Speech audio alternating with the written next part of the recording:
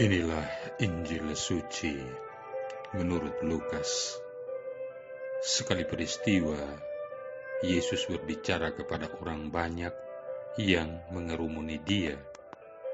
Angkatan ini adalah angkatan yang jahat.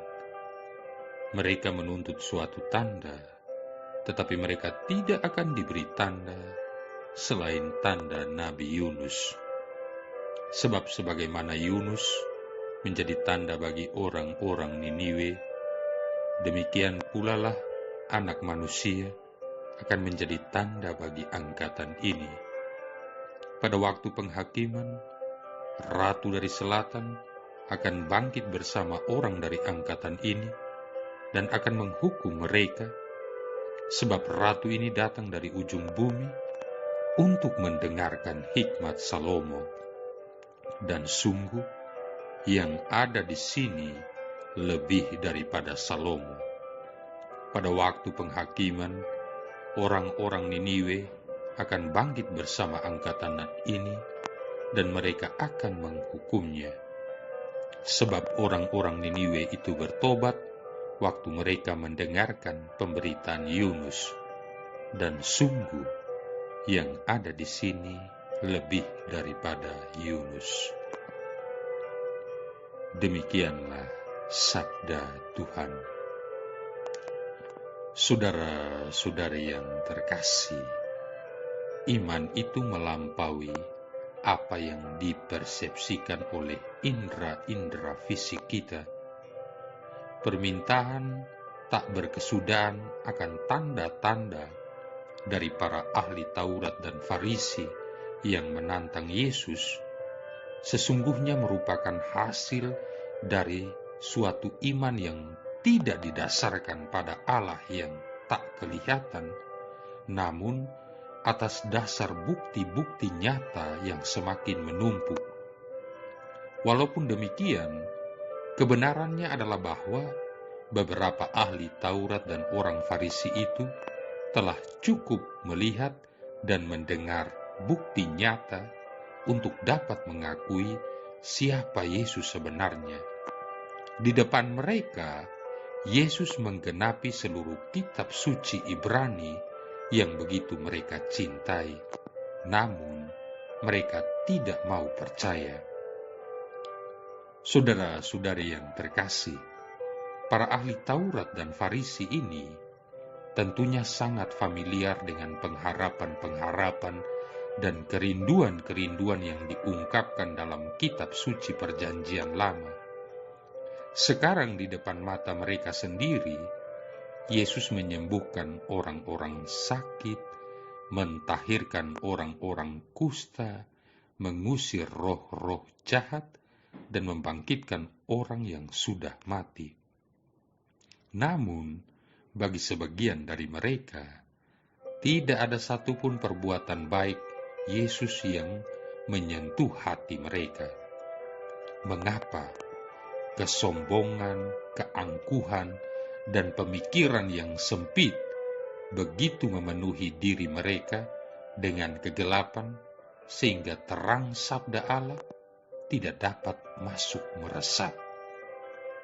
Ketika Yesus mengatakan kepada para pendengarnya bahwa dirinya lebih daripada Yunus, maka dia sebenarnya bukanlah menunjuk kepada kemampuannya untuk membuat mujizat yang lebih besar dan lebih baik.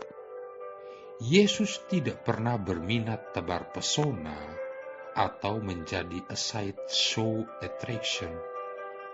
Yang dimaksudkan olehnya adalah bahwa sabda kehidupannya dan pengorbanannya untuk segenap umat manusia akan menembus hati secara lebih penuh kuat kuasa daripada khotbah-khotbah dan pengorbanan-pengorbanan yang telah dilakukan oleh para nabi terdahulu.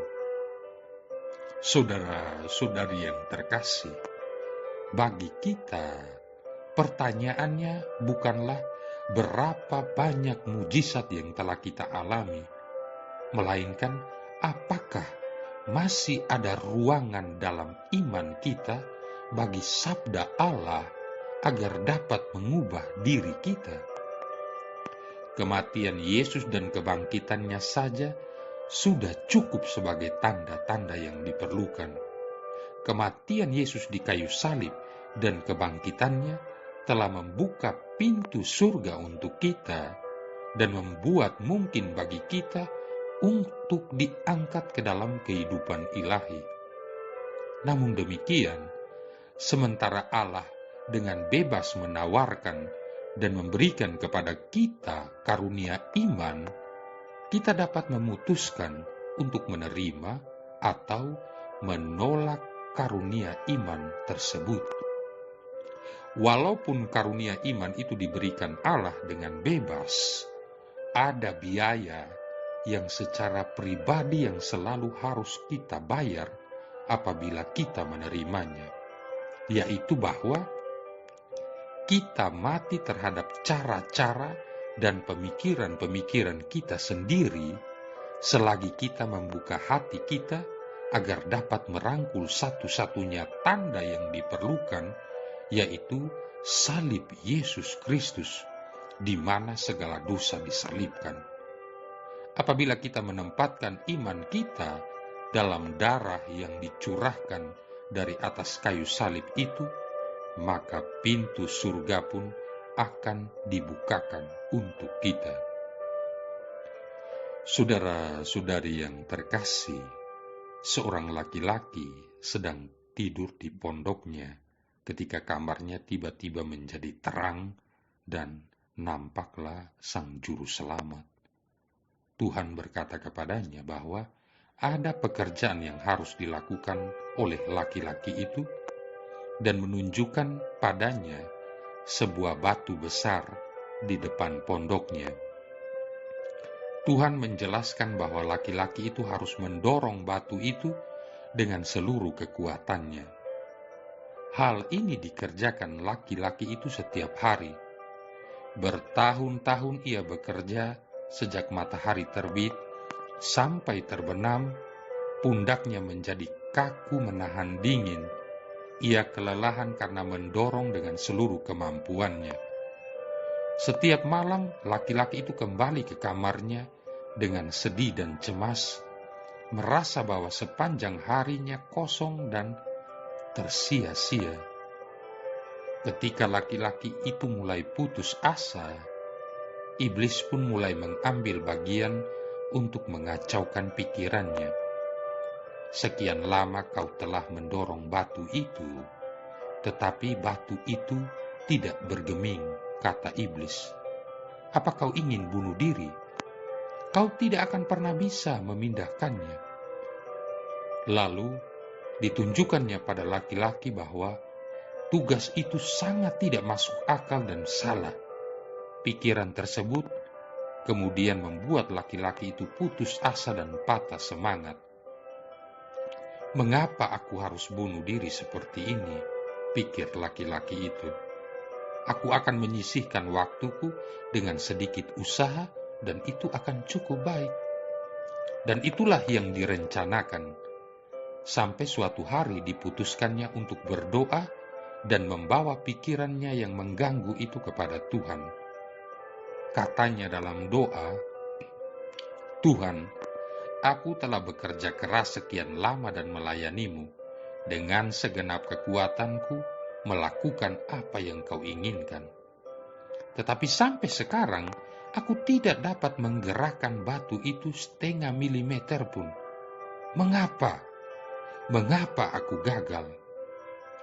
Tuhan mendengarnya dengan penuh perhatian, lalu berkata kepadanya, Anakku, ketika aku memintamu untuk melayaniku dan kau menyanggupi, aku berkata kepadamu, tugasmu untuk mendorong batu itu dengan seluruh kekuatanmu seperti yang telah kau lakukan. Tidak sekalipun aku mengatakan bahwa kau mesti menggesernya. Tugasmu hanyalah mendorong. Dan kini kau datang padaku dengan tenaga terkuras, berpikir bahwa kau telah gagal. Tetapi apakah benar? Lihatlah dirimu. Lenganmu kuat dan berotot, punggungmu tegap dan coklat, tanganmu keras karena tekanan terus-menerus, dan kakimu menjadi gempal dan kuat. Kau telah bertumbuh banyak dan kini kemampuanmu melebihi sebelumnya.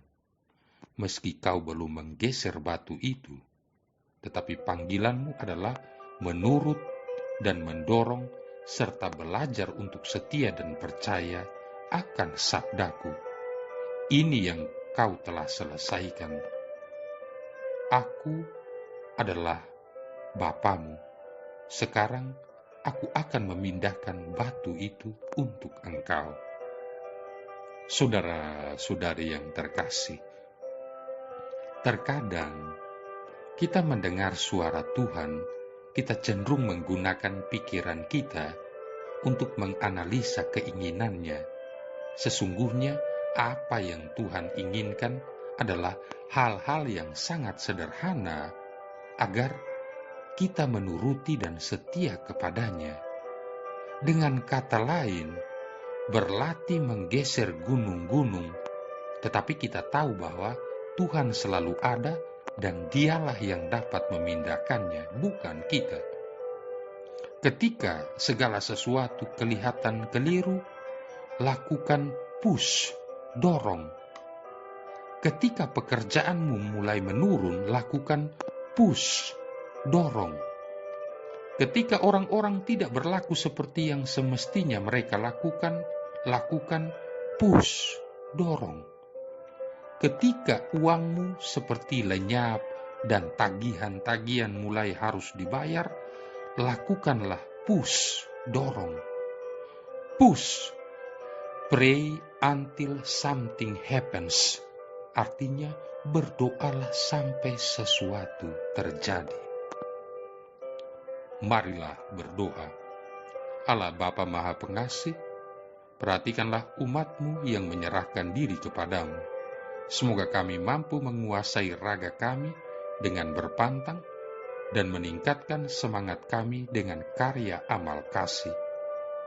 Demi Yesus Kristus Putra-Mu Tuhan dan pengantara kami, yang bersama dengan Dikau dan Roh Kudus hidup dan berkuasa, satu Allah sepanjang segala masa.